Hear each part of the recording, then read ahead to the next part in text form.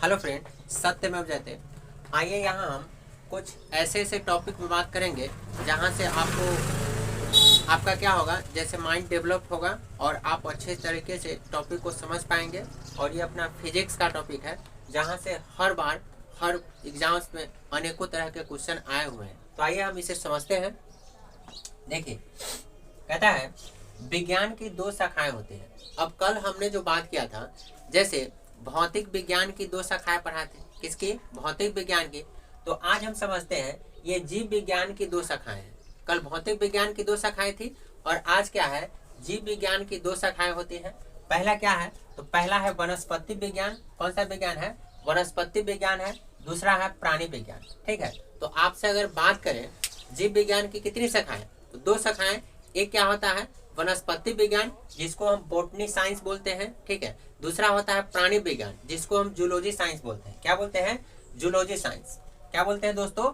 Zoology science बोलते हैं। ठीक है, यहाँ पे जूलॉजी साइंस है। ठीक है, अब देखिए वनस्पति विज्ञान को क्या कहते हैं? बॉटनी साइंस कहते हैं। बॉटनी साइंस क्या होता है? तो हम बोलेंगे यह विज्ञान की एक शाखा होती है। यह किसकी है शाखा दोस्तों? तो विज्ञान की एक शाखा होती है जिसमें पेड़ पौधे के बारे में अध्ययन किया जाता है। ठीक है, अब बात आएगी, जैसे पेड़ पौधे के बारे में अध्ययन करना क्या कहलाता है? तो हम बोलेंगे क्या? Botany science. बॉटनी साइंस के थ्रू ही हम लोग पेड़ पौधे के बारे में जानते हैं। जैसे पेड़ पौधे की आयु क्या है, पेड़ पौधे कितने दिनों का है। ठीक है, उसके बारे में अगर हमें जानना होगा तो किसके बारे में पढ़ना होगा? बॉटनी साइंस के बारे में पढ़ना होगा, यानी कि वनस्पति विज्ञान के बारे में पढ़ना पड़ता है। ठीक है, तो आप क्या जान पाएंगे? पेड़ पौधे के बारे में आप जान पाएंगे। तो ये हो गया अपना। अब नेक्स्ट आता है प्राणी विज्ञान। कौन सा आता है?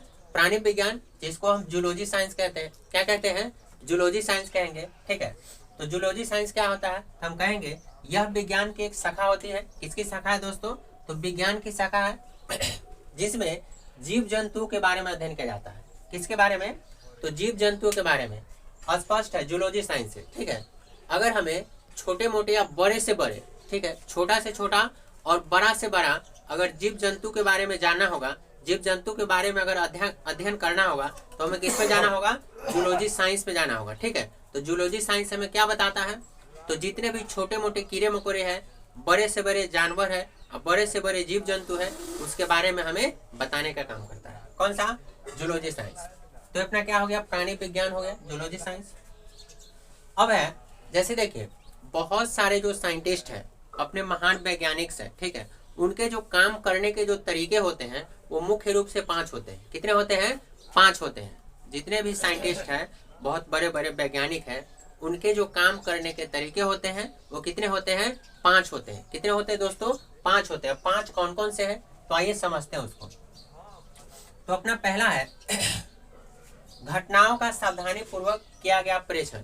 जैसे मान लीजिए प्रयोग करते समय अगर कोई घटनाएं होती है, घटना घटते घटते ही मान लीजिए कोई भी चीज का आविष्कार होता है। ठीक है, तो उस समय क्या होता है? सावधानी, मतलब घटनाओं का सावधानी पूर्वक किया गया प्रेषण, मतलब ऑब्जर्वेशन, मतलब कितने आप अच्छे तरीके से उसे आप देख पा रहे हैं। ठीक है, कोई भी घटनाओं को, तो आप क्या कर पाएंगे? वहां से कुछ ना कुछ निष्कर्ष आप निकालेंगे। ठीक है, तो उस घटनाओं को क्या करते हैं वे लोग? सावधानी पूर्वक, मतलब बहुत गहन तरीके से उसे क्या करते हैं? ऑब्जर्वेशन करते हैं, देखते हैं, प्रेषण करते हैं। ठीक है, ये पहला हो गया, सावधानी पूर्वक किया गया प्रेषण। ठीक है, उसके बाद है संभावित कारणों का अनुमान लगाना। जैसे कुछ घटनाएं अगर घटे तो उसके कारण कौन कौन से हो सकते हैं। ठीक है, तो संभावित कारणों का क्या करते हैं वे लोग? अनुमान लगाते हैं, अनुमान लगाते हैं। ठीक है, अब है परीक्षणों और प्रयोगों के द्वारा उन कारणों की जांच करना। क्या है? परीक्षणों और प्रयोगों के द्वारा उन कारणों की क्या करेगा? वे जांच करेंगे। ठीक है, देखिए जब तक अगर परीक्षण और प्रयोग नहीं करेगा तो कौन से कारण से घटा हुआ है, ठीक है, वो कैसे पता लगेगा? तो उसकी जांच कैसे होगा? तो परीक्षणों और प्रयोग द्वारा ही होगा। ठीक है, अब कहता है जांचों के आधार पर किसी निष्कर्ष पर पहुंचना। अब जब जांच कर लेता है, ठीक है, तो क्या करते हैं? लास्ट में वे निष्कर्ष पे पहुंचते हैं। मतलब किस तरीके का निष्कर्ष निकलता है? वो सही भी हो सकते हैं और गलत भी हो सकते हैं। ठीक है, तो वे जांच के आधार पर क्या निकलता है? निष्कर्ष निकलता है, मतलब फाइनली।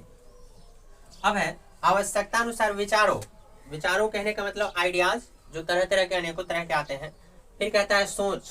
आइडिया मतलब विचार और सोच में अपरिहार्य परिवर्तन। अपरिहार्य कहने का मतलब होता है समय के अकॉर्डिंग मतलब तुरंत, ठीक है, जल्दी से अपने सोच में या किसका विचार में क्या कर लेना, परिवर्तन कर लेना, मतलब बदल लेना, ठीक है। जैसे कुछ घटना अगर घट या अपने विचार पर अडिग रहेंगे, ठीक है, तो उसका परिणाम क्या हो सकता है, गलत हो सकता है या बहुत भयानक हो सकता है, ठीक है। तो उस समय क्या करेंगे, अपने सोच और विचार में क्या करेंगे, अपरिहार्य मतलब तुरंत जल्दी से जल्दी क्या कर लेंगे, परिवर्तन ले लेंगे, ठीक है।